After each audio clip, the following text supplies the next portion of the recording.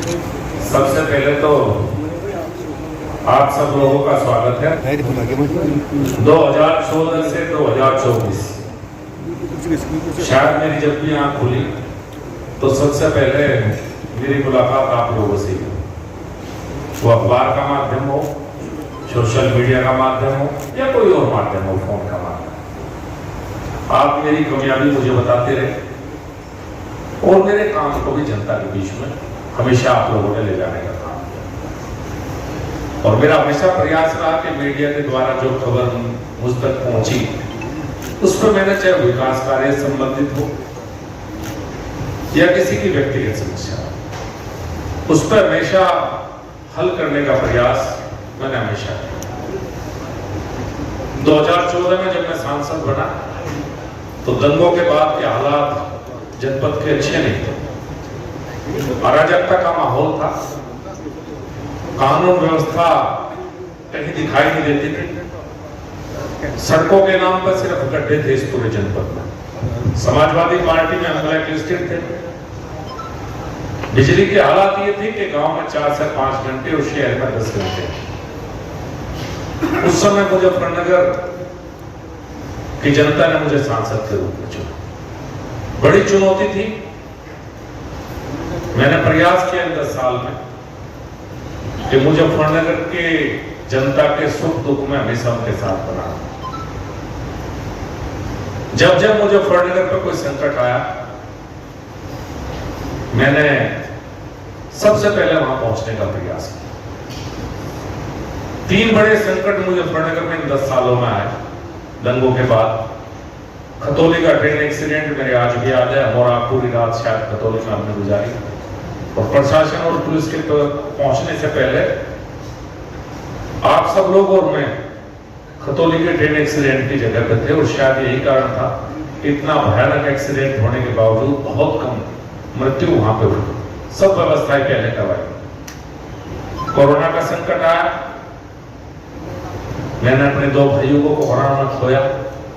उसके बावजूद कोई दिन ऐसा नहीं था कि जब मैं हॉस्पिटल प्रशासन के साथ बैठक या सभी हॉस्पिटल में जाना ना हो। यहां तक की बात थी कि ऐसे अनूठा प्रयोग कैप्सूल के रूप में मुजफ्फरनगर मेडिकल कॉलेज में हुआ। और ये कह सकता हूं कि जनपद मुजफ्फरनगर में इक्का दुक्का छोड़ दो कोशिश रही कि जो भी बीमार है हर व्यक्ति को एडमिट करवाया जाए, हर व्यक्ति को ऑक्सीजन मिले। ये मेरा प्रयास था। एक और संकट आया था जनपद में जब सीएए के आंदोलन के दौरान उपद्रवियों के द्वारा शहर में को जलाने का प्रयास किया गया। एक तरह से मुजफ्फरनगर शहर को बंधक बनाया गया। गौतम भाई, उस समय भी महावीर चौक से लेकर सिर्फ चौक तक आप सब लोग मेरे साथ थे। जहां पुलिस भाग खड़ी हुई थी वहां मैं भी था और आप लोग भी अपने शहर को बचाने के लिए हम लोग मौजूद थे। इन 10 वर्ष में विकास के कार्य पर ध्यान देने का प्रयास किया। जो मुजफ्फरनगर की राजनीति कभी नहीं रही विकास की तरफ देखने की, उस राजनीति को बदलने का प्रयास किया। मुजफ्फरनगर में नए नेशनल हाईवे, चाहे पानीपत खटीमा मेरठ करनाल के रूप में हो, चाहे मुजफ्फरनगर बाईपास के रूप में अलग से हो। एक तरह से आप कह सकते हैं कि सड़कों का जाल बिछाने का प्रयास किया गया। रेलवे का दोहरीकरण हो, इलेक्ट्रिफिकेशन हो, नए रेलवे स्टेशन बनना हो। 13 रेलवे स्टेशन मेरे लोकसभा क्षेत्र में पड़ते हैं। अंग्रेज बना के गए थे, नवनिर्माण मोदी जी के कार्यकाल में हुआ। रेलवे का कोई काम ऐसा नहीं जो बचा हुआ हो। फ्रेट कॉरिडोर का निर्माण हो, जो लाइफ लाइन बनेगा एक दिन जनपद मुजफ्फरनगर की, वो फ्रेट कॉरिडोर भी 10 साल में बनकर तैयार है। 2004 में प्रधानमंत्री ग्राम सड़क योजना की शुरुआत हुई।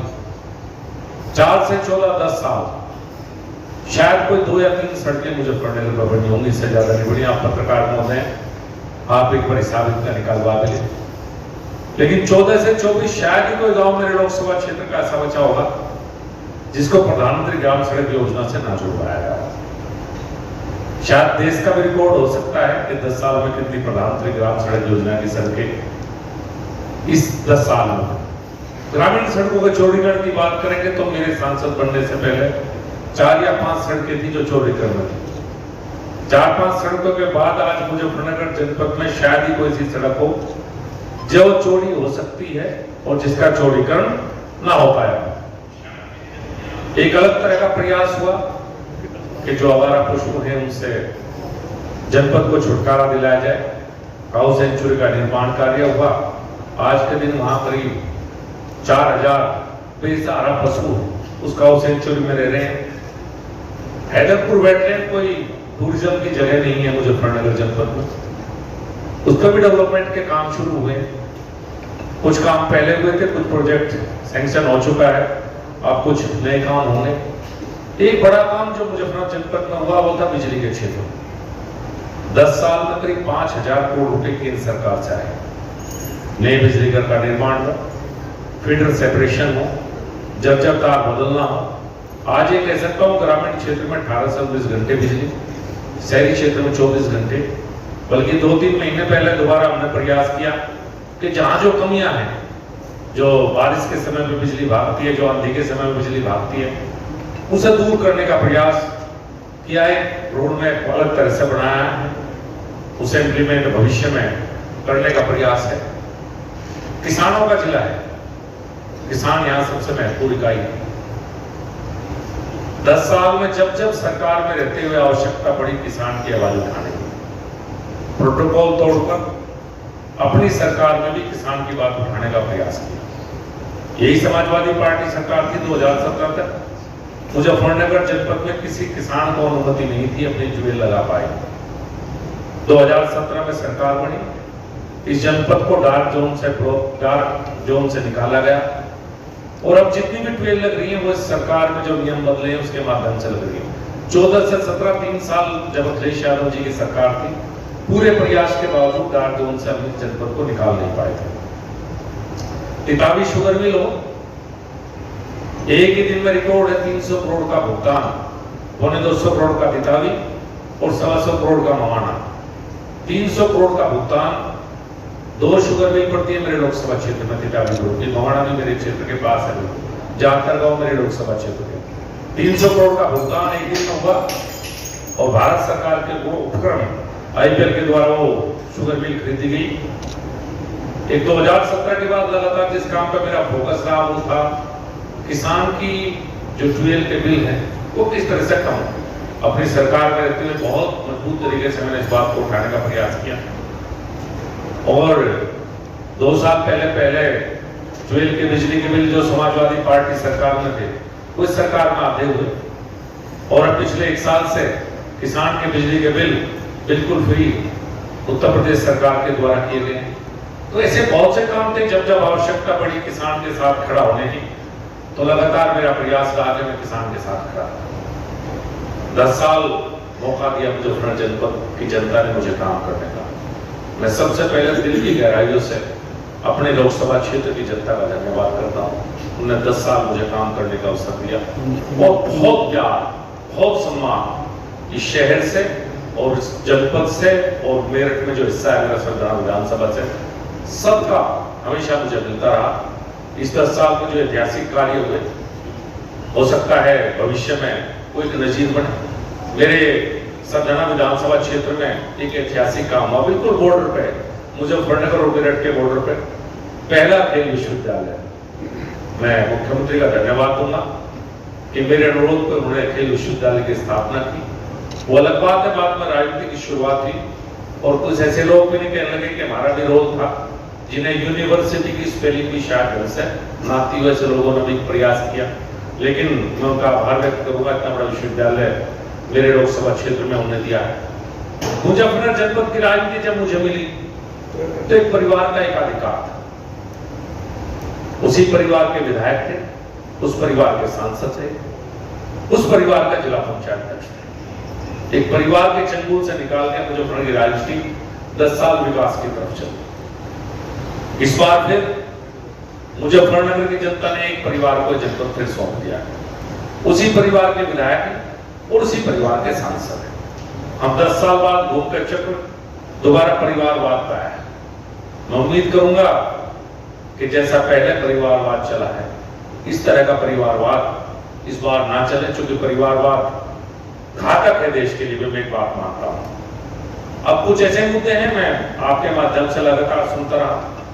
नए सांसद चुने गए हैं मुजफ्फरनगर जनपद के, मैं उन्हें चुनाव जीतने के लिए बधाई देता हूं और मैं उम्मीद करता हूं कि मुजफ्फरनगर की जनता के लिए विकास के कार्य जो कुछ बेहतर है, जो अधूरे हैं, जो मेरे एजेंडे का हिस्सा थे और जो कहीं पाइपलाइन में है, मैं उम्मीद करूंगा कि उस पर काम करेंगे। उनमें सबसे पहला काम है RRTS। RRTS मेरठ तक आ चुकी है, इस साल शुरू हो जाएगी। उसे मुजफ्फरनगर तक लाने का मेरा प्रयास था। प्रदेश सरकार अपने कंसेंट के सरकार को भेज चुकी है। DPR बनकर तैयार है। प्रेजेंटेशन DPR का लखनऊ और मेरे समक्ष भी हो चुका है। अब इसका अप्रूवल होना बाकी है। और अगर उन्हें इनके बारे में जानकारी ना हो इस तरह के प्रोजेक्ट्स के, तो मैं उनके इनकी डिटेल भी दूंगा, इनके डॉक्यूमेंट्स में दूंगा, इन्हें समझाऊंगा भी कि क्या RRTS होती है, RRTS का काम क्या है, कहां तक जाएगी, कैसे आएगी, कितना बजट है। वो प्रयास भी मेरा रहेगा कि उस काम को आगे बढ़ाएं मुजफ्फरनगर की जनता के लिए। एक मेडिकल कॉलेज मुजफ्फरनगर में सरकारी नहीं हो पाया, चूंकि प्राइवेट मेडिकल कॉलेज है। पॉलिसी है कि जहां प्राइवेट होगा वहां सरकारी नहीं मिल पाएगा। पॉलिसी में चेंज करवाने का प्रयास मैं लगातार कर रहा था और बहुत नजदीक है मामला। अगर वो पॉलिसी में थोड़ा चेंज होगा तो मुजफ्फरनगर जनपद को एक मेडिकल कॉलेज की बहुत आवश्यकता है। छोटी सी बीमारी में हमें दूर भागना पड़ता है, तो मैं उनसे निवेदन करूंगा कि मुजफ्फरनगर में एक सरकारी मेडिकल कॉलेज हो, इस पर भी काम किया जाए। एक यूनिवर्सिटी अभी तक मुजफ्फरनगर जनपद में नहीं है, लोकसभा क्षेत्र में तो आ चुकी है। मेरा कई जगह बातचीत हुई थी कि सरकारी या प्राइवेट एक यूनिवर्सिटी आए, तो मेरे एजेंडे में था। साथ के साथ नया इंडस्ट्रियल इलाका ही होना, चूंकि RRTS हमारे पास आ चुकी है। ये RRTS, माफी चाहता हूँ, फ्रेट कॉरिडोर हमारे साथ पास से गुजर रहा है।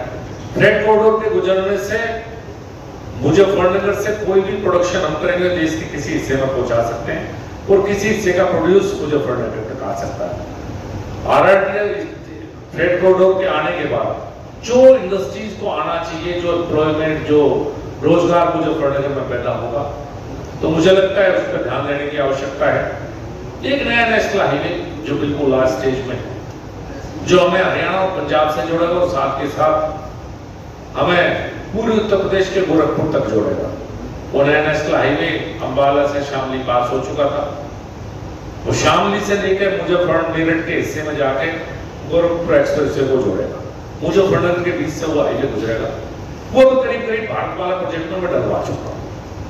अब ये है कि वो प्रयास थोड़ा सा उसमें होना चाहिए आगे कि एक नया नेशनल हाईवे जनपद को आवश्यकता है। जहां जहां हाईवे निकले हैं वहां तरक्की आई है, आप देख सकते हैं अपने चारों तरफ। तो इस तरह के कुछ नए प्रपोजल्स, नए प्रोजेक्ट्स जो पाइपलाइन में थे, मुझे उम्मीद है कि नए सांसद उस पर ध्यान देंगे।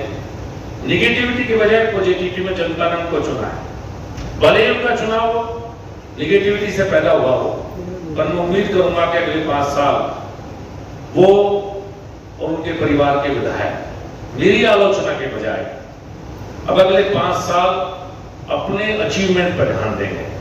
जनता को अब ये नहीं बहाना चलेगा कि हमारी सरकार थी, हमारी सरकार नहीं थी। ये बहाना नहीं चल सकता। अब जनता को ये बताना पड़ेगा, जिस तरह से मैं बताया है कि हमने क्या करेंगे अगले 5 साल का विजन इस मुजफ्फरनगर की जनता को उन्हें देना पड़ेगा। ये पिछले 7-7.5 साल जब से प्रदेश में योगी जी की सरकार है, अपराध मुक्त मुजफ्फरनगर की तरफ हम बढ़ रहे हैं। किसी अपराधी को कोई संरक्षण कभी भारतीय जनता पार्टी के किसी नेता की तरफ से नहीं मिला। यही कारण है कि आज इतना भयमुक्त मुजफ्फरनगर है। मैं चाहूंगा इस पर भी इसी तरह से रहे। ऐसा ना हो कि अपराधीकरण मुजफ्फरनगर का जैसे पहले रहा है, मुजफ्फरनगर वापस उस दिशा की तरफ ना मुड़े। ये मेरे कुछ अनुरोध थे और मैं आपसे भी कहूंगा, मैं आपके हर सवाल का जवाब, जो प्यार, जो आशीर्वाद आपने मुझे दिया है, 5 साल मुझे विपक्ष की भूमिका में रहना है।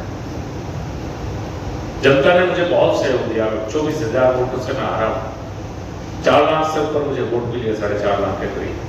मैं विपक्ष की भूमिका में रहूंगा, यहीं पर रहूंगा। क्षेत्र की जनता को जब जब आवश्यकता होगी मैं उनके बीच में 24 घंटे बना रहूंगा। अपने समर्थकों के साथ भी रहूंगा और मुजफ्फरनगर की जनता के बीच में भी लगातार रहने का प्रयास मेरा रहेगा। एक बात कह दूं, मैंने कभी शेर व शायरी नहीं की, लेकिन रास्ते में एक शेर मेरे याद आ गया, लेकिन मैं आपको सुनाना चाहूंगा कबीर राहन। मेरा पानी उतरता देख, किनारे पर घर मत बना लेना, मैं समंदर हूं, लौट के जरूर आऊंगा। बहुत सारा धन्यवाद। तो आपका कुछ भी